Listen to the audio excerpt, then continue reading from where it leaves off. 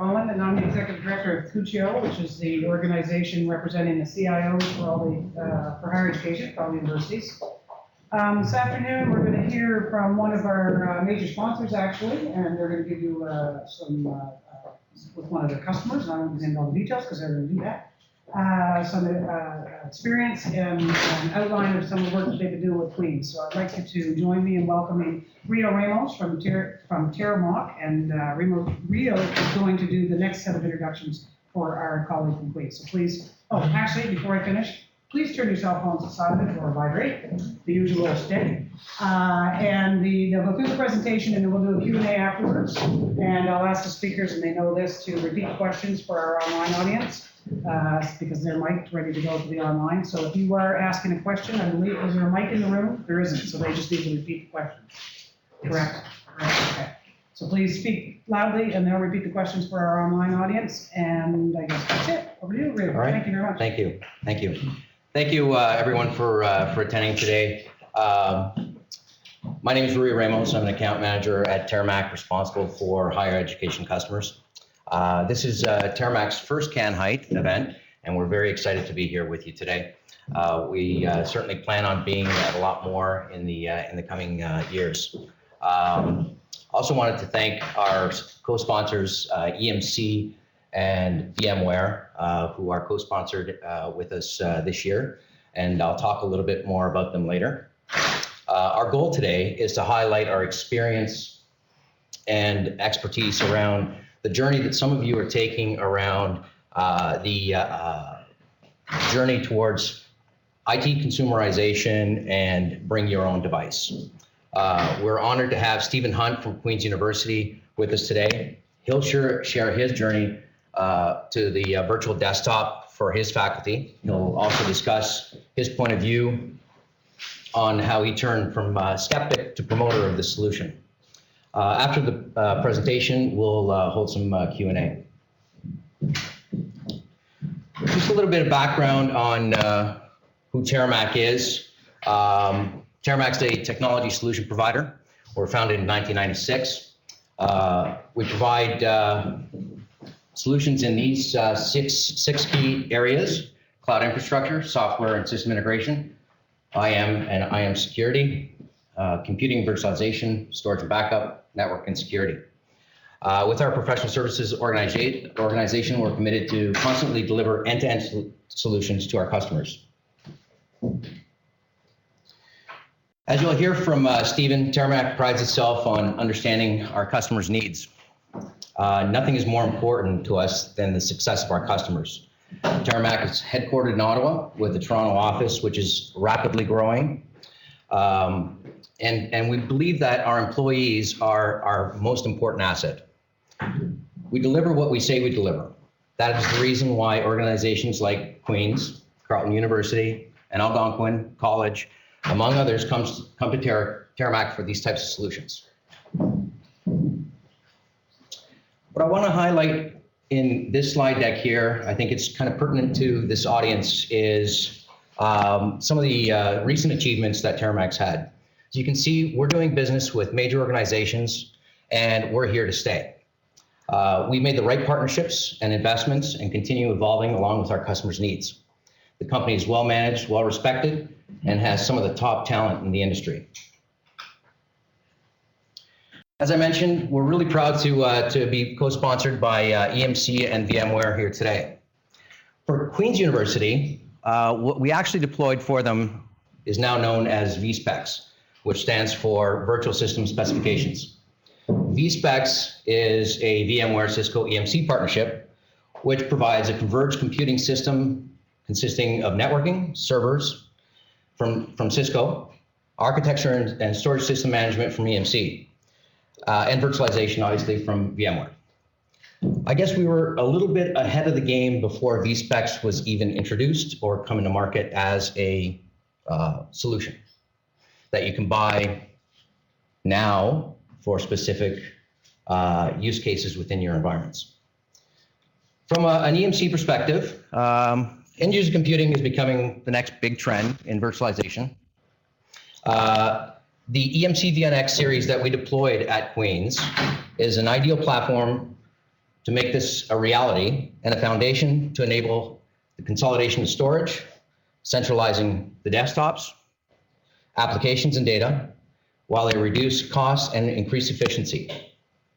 From a VMware perspective, in many ways, the workstation has taken the matter of productivity into the workforce, rather, has taken the into their own hands to bring in the technology and devices that they want to use for their daily activities. By using VMware Horizon View, desktops in turn are turned into managed services to enable end user freedom while maintaining IT control. I think that's what you guys are looking for, IT control. VMware aims to deliver a new way to work by bringing together applications and data via a simple workspace accessible by end users from any device, dictated by the policies that you set for those applications.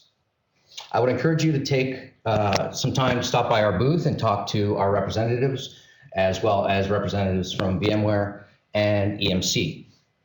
You're also all invited tomorrow to a cocktail session at the Shore Club, which is at the Westin Hotel, which starts at 4:30. Again, there's going to be some more time there to mingle with some folks that you can talk to. What I wanted to put here was this is our T-Lab. T-Lab is an investment that TeraMach's made within our own four walls. It's a place where we test all our solutions before we go to market. It's a place where we've invested well over $1 million in hardware, software. We use it to prove our technologies to our customers before they buy. It's also a place where our engineers learn, test, and show our clients and prove what our solutions can actually do.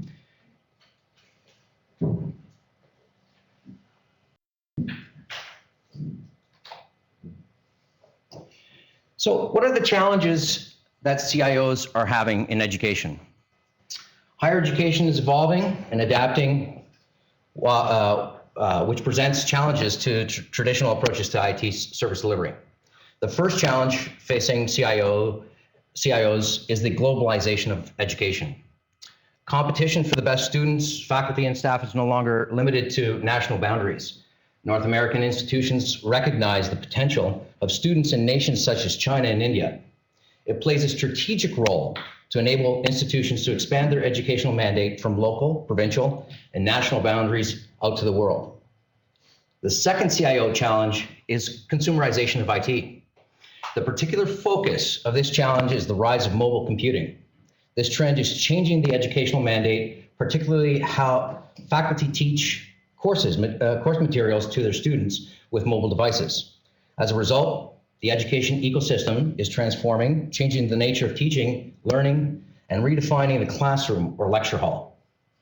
The third CIO challenge focused on cloud computing, internal or external. These offerings allow CIOs to radically rethink their enterprise architectures. If some of you attended the session this morning, I think you heard a little bit about that at the CIO session this morning. These offerings can provide, as IT budgets continue to become under pressure, there is significant money and time savings that cloud computing services offer.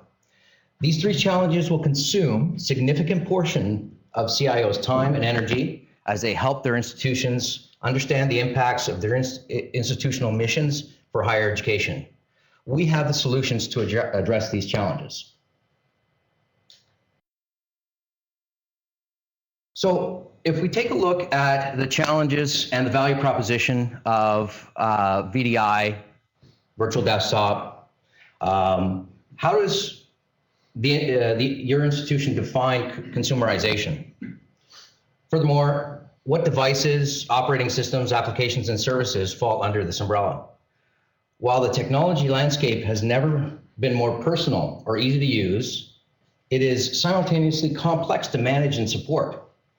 What are the infrastructure implications IT consumerization, for example, bandwidth and connectivity, and how will IT organizations address them?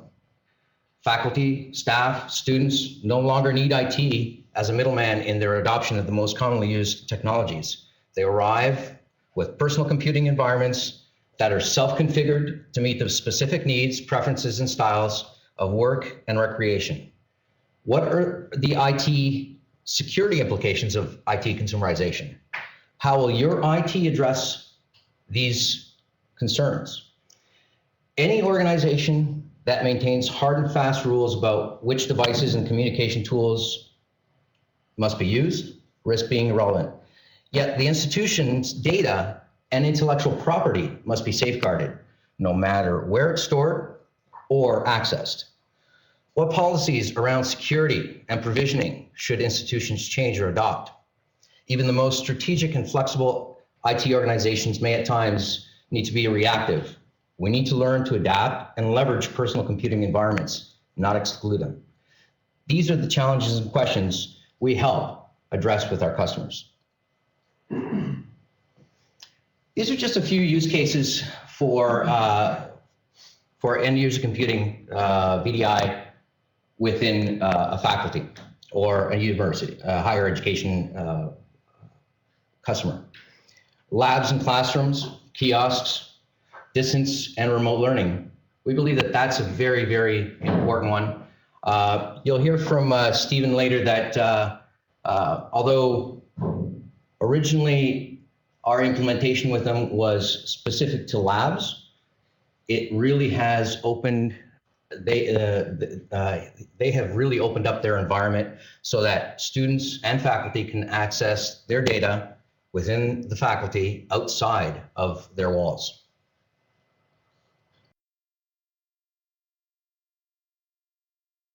So what is TeraMach, what's our approach around delivering these types of services?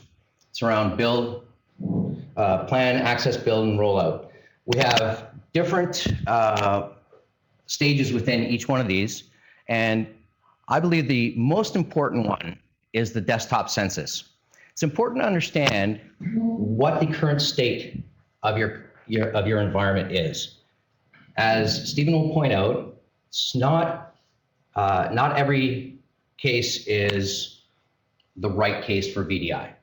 And so what the desktop census does is allows you to capture the data to understand what your environment looks like today. And once it's ported into VDI, what it's doing, it helps you control some of those customer issues once VDI is deployed.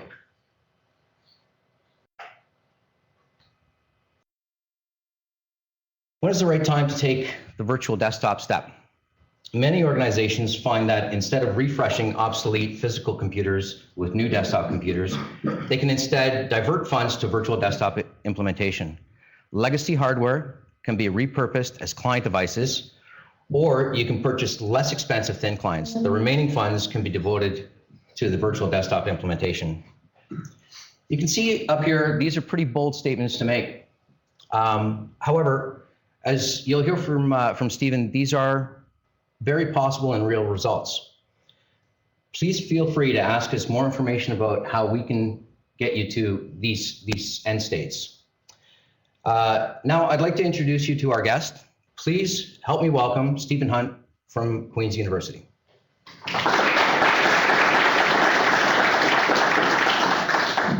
Thank you, Ray. This is going to be a slightly shorter version of a presentation, no thank you, that I'm actually doing tomorrow at 1 o'clock, which will be rather more technical. So if you have technical people from your university and they'd like to dig into this a little further, I'm gonna have my systems administrator there tomorrow, and we're going to talk about more of the technical side of what's going on. This is sort of our progress into VDI. Excuse me. As soon as I figure out how to work with his computer. There we go. That started a couple of years ago, mostly because a couple of the department heads really wanted to find a better solution than just buying more computers all the time. They were getting tired of leasing labs and replacing labs, and they wanted something that would be a bit more flexible. And I'll tell you some of the things that we wanted to achieve. So here's some of the things that VDI promises that it will do for you. It will simplify. You will have a less broad list of hardware and software in your institution. You can limit everything down to a much simpler group of hardware. You can be very agile, and I'll talk a bit more about that later on. And then you can respond to things more quickly. While we would all love our profs to give us 4 weeks in advance notice of software that they need in the labs, that very rarely actually happens. And in the past, that's caused us a lot of problems. VDI makes that a lot simpler. It's scalable. When you need more, if you've done the hardware, if you've done your work correct at the beginning of this process, it's very easy to add on resources to it, and it's very reliable. We're taking all those spinning hard drives off the desktops, we're putting them back into a server room where nobody's jostling them, where they're properly air conditioned, and where they're using RAID 5 or 6 or 10, and we've got some redundancy behind them. It gives us a chance to protect sensitive data and intellectual property. Again, by getting all those hard drives off the desks, you offer out a solution where researchers, for example, aren't tempted to go out and buy their own desktops and start doing things underneath their desks, saving hardware and data, or putting data that they probably shouldn't have. We are going to lower the total cost of ownership. One of the big ways is reducing the support of the desktop that's necessary and reallocating a lot of your support staff. Lower power and cooling. Michael from McMaster can give you some actual statistics on this, but I believe the number that he gave me was that they saved something like $25,000 a year in cooling in this one particular lab they did. In fact, the interesting thing about this is that McMaster was driven to VDI by the fact that the person building this new building for them didn't account for 45 computers and monitors in the room. And the answer that came back was you either need to beef up the air conditioning or do something else. And literally the cost of beefing up the air conditioning nearly paid for the VDI solution. So there is a fairly significant reduction in cooling in the lab. We notice, interestingly, walking into the rooms now, we had to get physical plant to come in and adjust because it was quite cold in a room that previously had been quite hot. So we found that, we certainly noticed that as well. You should be highly skeptical of this one.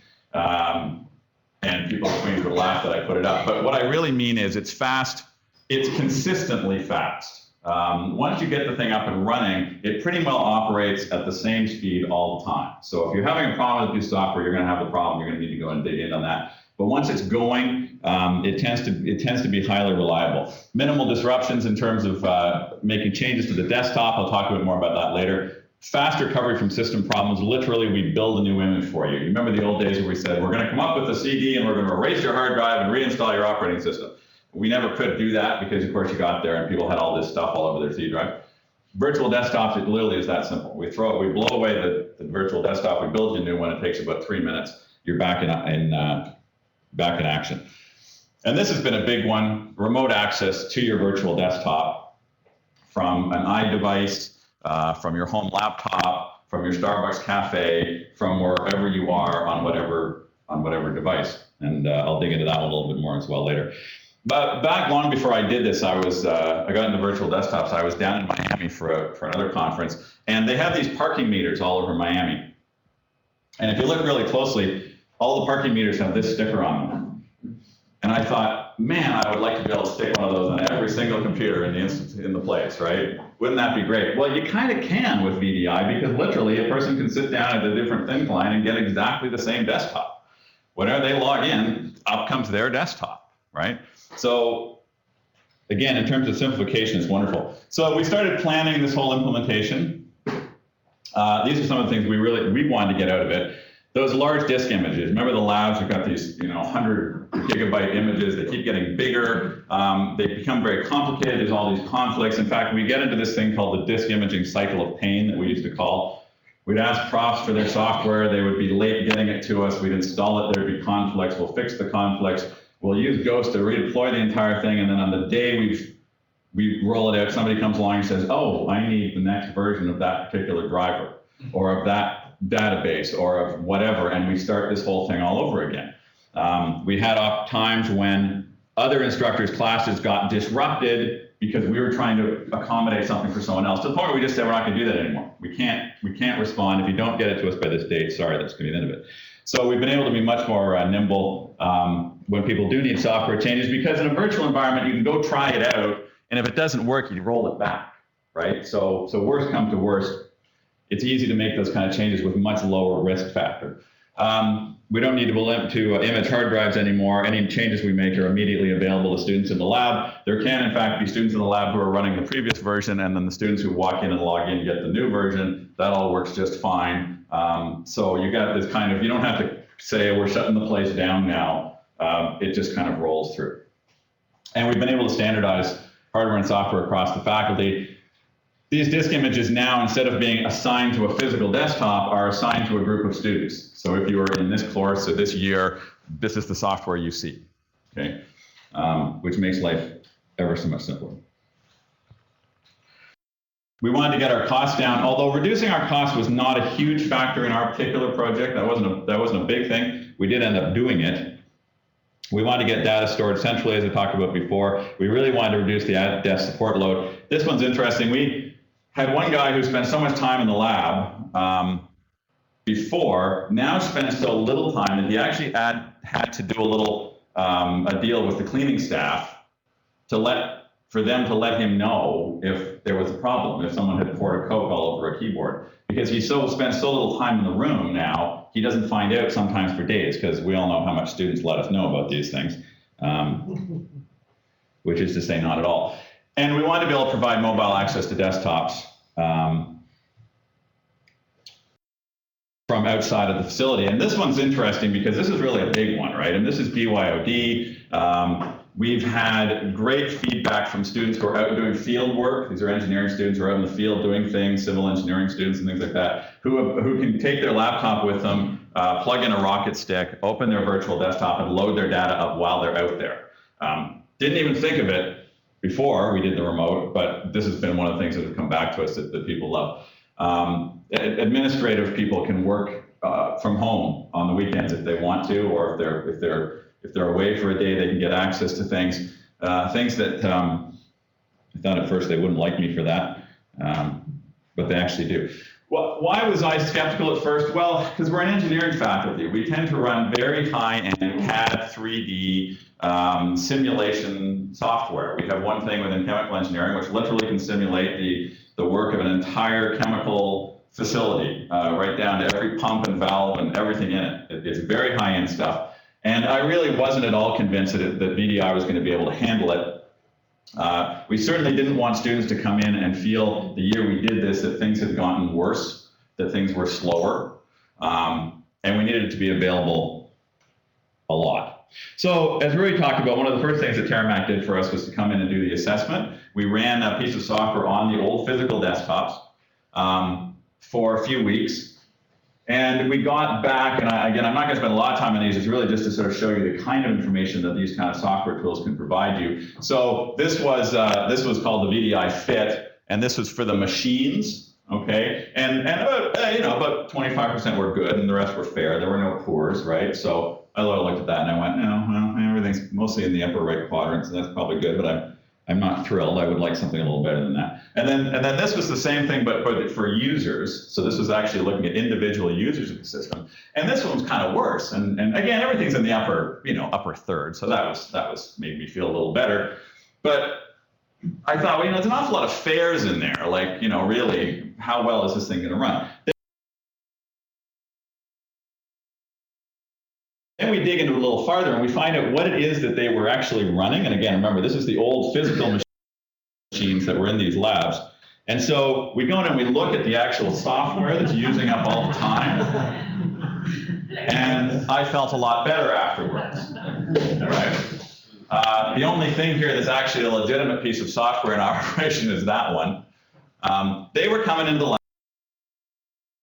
at night with CDs, and they were putting the CDs in, and they were running local copies of all these huge multiplayer games. So there's the memory consumption. The last one was CPU. Here's the memory consumption. Warcraft. MATLAB. Ooh, there's an actual legitimate piece of software. Half-Life. So it's one of the things about VDI is that we completely put a stop to this. There are no CD drives for one thing, and they don't have control to make these kind of changes to the desktop. So you have to be careful about looking at the initial assessment and sort of going, ooh, this is bad. What is it that you actually want to be running in your environment, and can it do that? Malware is an issue.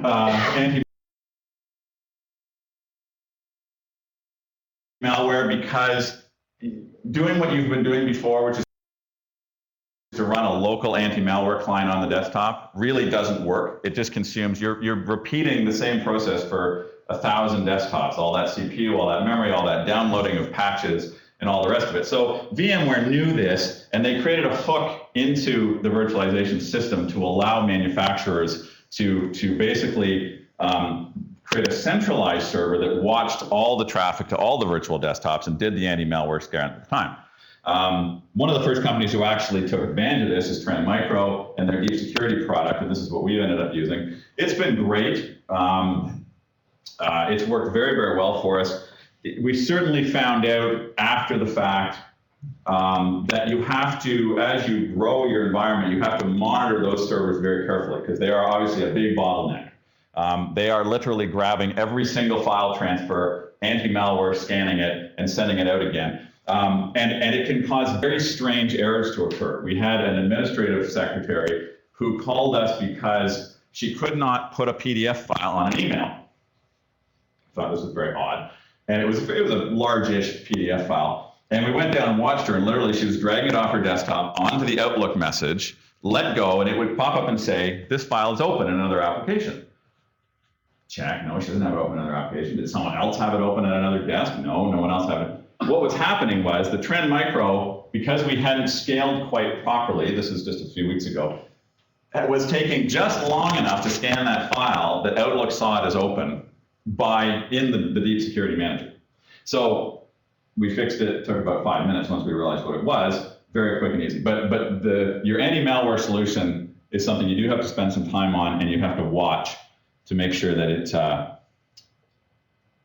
doesn't get in the way. PCOIP, those of you who haven't heard of PCOIP, it's a communication protocol that drives all the video and the keyboard and the mouse traffic and the USB traffic down a single encrypted network stream.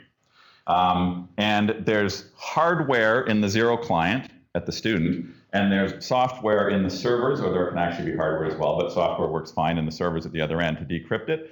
The advantage of this is, for one thing, it's compressed, so it greatly reduces the amount of network traffic you need, and it's encrypted, so it's extremely secure. Nobody grabbing that stream can get anything out of it. It means that a student can stick a USB flash key into one of the zero clients at their desktop. They don't notice anything. It operates just like any other Windows box would. It pops up on their screen, and they can move files back and forth to it. They don't know that it's all being actually shoved up to the server room while this is going on. So I would never do this without PCOIP, even if it wasn't engineering software. It's just too big a picture, too big of a deal. You want to get zero clients that have an embedded PCOIP hardware chip in them. Lots of them don't. There's a difference between zero clients and thin clients. Okay, zero clients have literally nothing on them except just enough of a boot ROM to get themselves up. Thin clients run a local embedded operating system, Linux or Windows. One of the smaller Windows operating systems. The zero clients that have PCOIP hardware tend to be zero clients, and in my opinion, they are without question the way to go. So when you add up all the cost factors of us doing this, this is what we had to pay for up front. We needed the servers, we needed some shared storage. We have an EMC VNX SAN for that. Some switching hardware. We're using a Cisco Nexus converged networking switch. Really neat technology in that the servers literally have a single 10 gig pipe coming out of the back of them. All the fiber channel traffic, all the Ethernet traffic, all the traffic of any kind is converged down that pipe from the switch, which means you can build virtual NICs in your servers. There's so many layers of virtualness in this thing, I get lost sometimes as to where we are. But of course, my geeky guys think this is fantastic. Oh, I needed a NIC, I just build one. I just create one out of thin air. And all of a sudden, my Windows server sees this NIC that wasn't there before. The converged networking is amazing, very, very flexible, and big enough probably for us to run most of the campus on that one particular switch. And of course, you've got to buy the zero clients. In terms of software, VMware ESX, which you already have if you're running any kind of a virtual server environment. VMware View, now called Horizon View, is the piece that handles the individual desktops and the creation and deletion of the desktops. You need an anti-malware solution, and you need to pay your nice folks at TeraMach to help you put this thing together. So that was what we had to come up with initially. So we put this thing into production. In September 2011, we did 2 walk-in labs. And there's a big difference between a walk-in lab where students are sort of randomly coming in and working, and a teaching facility where 40 of them are sitting down and all hitting login at the same time. So initially, we just did a couple of these sort of student labs in that September. Things were working pretty well, so we started converting some administrative offices in January of that year. Last summer, we did 2 actual teaching facilities. Another lab, which is rather remote on campus, so that was a bit of a test of the campus networking, and has worked out fine. And this summer, we're doing another lab, fairly remote. We're continuing to do more office work as well. So it keeps growing along. And most of that initial cost, I was talking about the cost factors, most of that has applied. We haven't had to do anything else. We've added 1 more server to the initial group that we had, but the converged network and the storage, we added some more drives, but we already had the capacity there.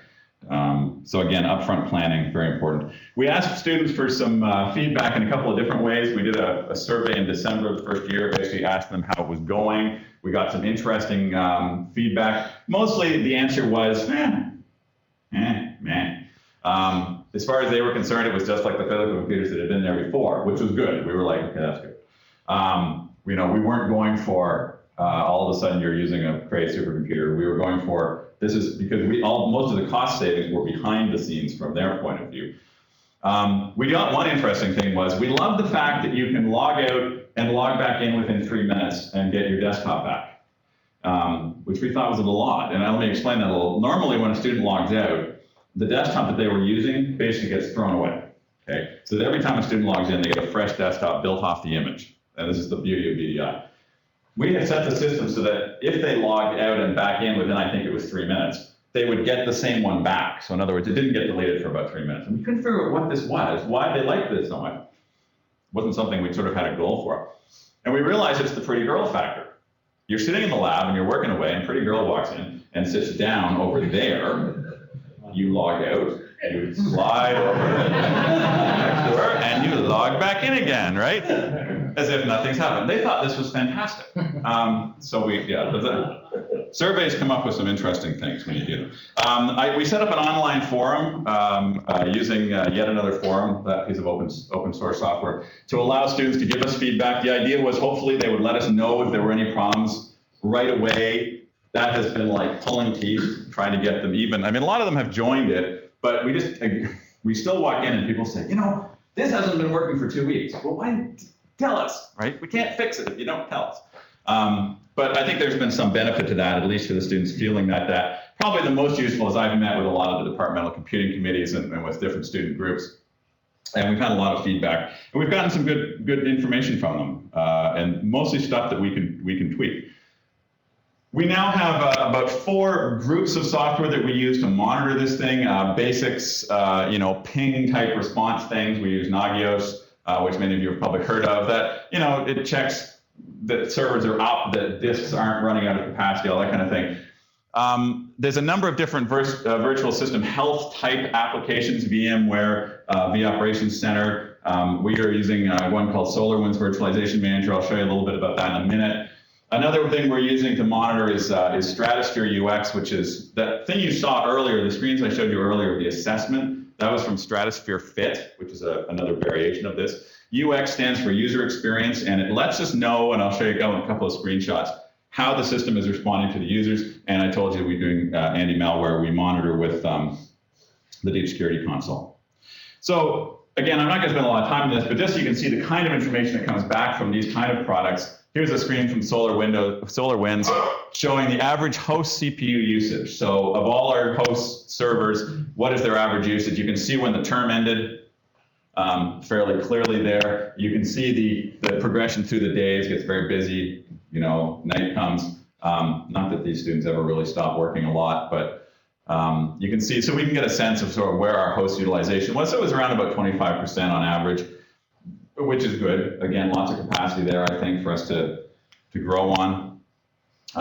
This one is the average host cores per virtual machine.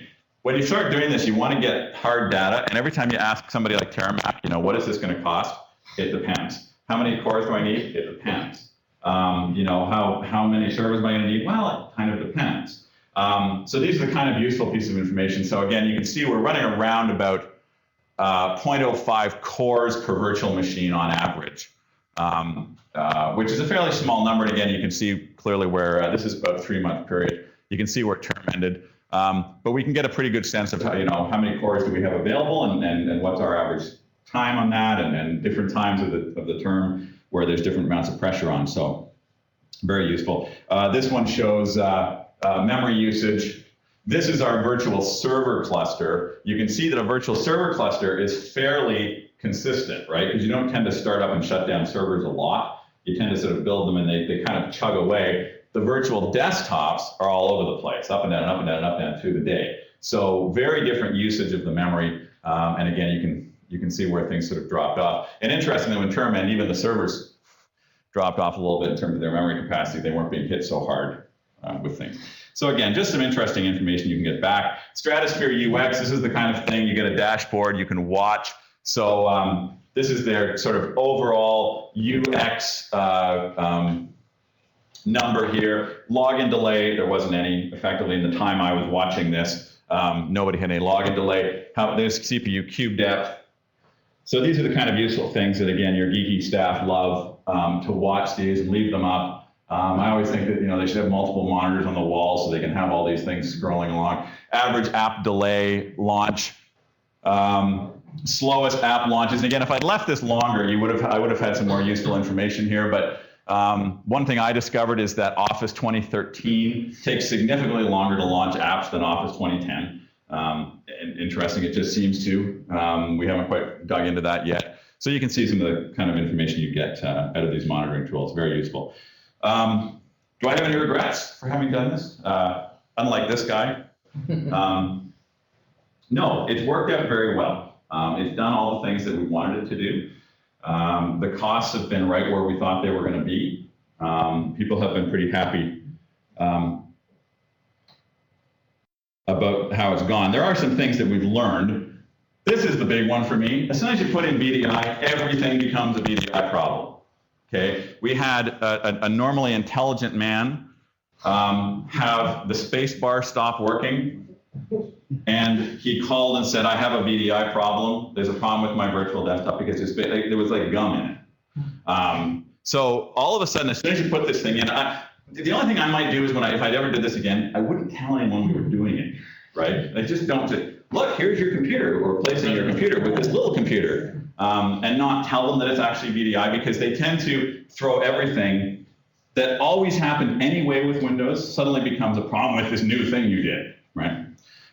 There is no pilot. There is no pilot phase. People talk about a pilot phase. Once you put this on someone's desk, it is intimately part of their operation. You can't just say, oh, by the way, we've decided to turn it back off again.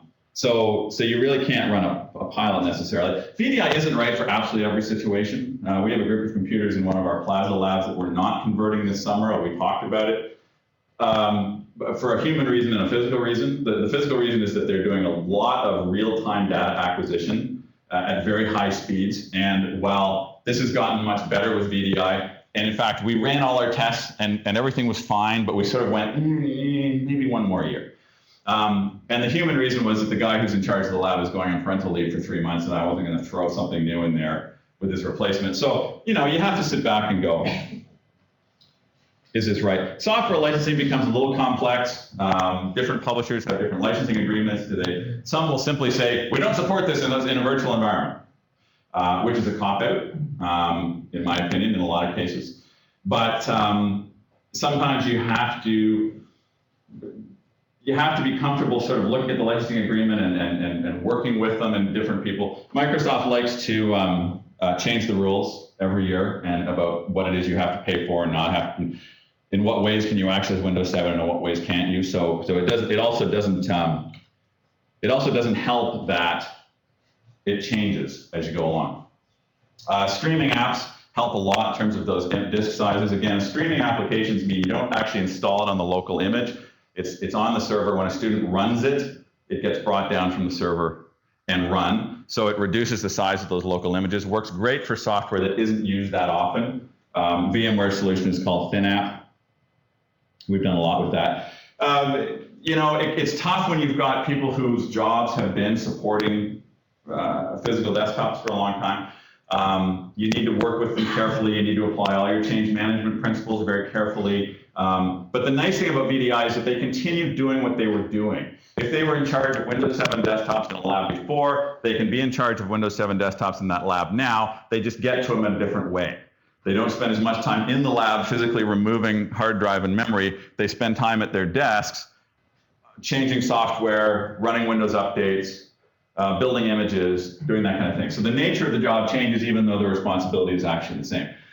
In our case, the faculty IT has kind of become the hardware provider, where instead of calling Dell for a new computer, they call us and we say, there you go. And we create it virtually for them. And after that, they look after it the same way they did before.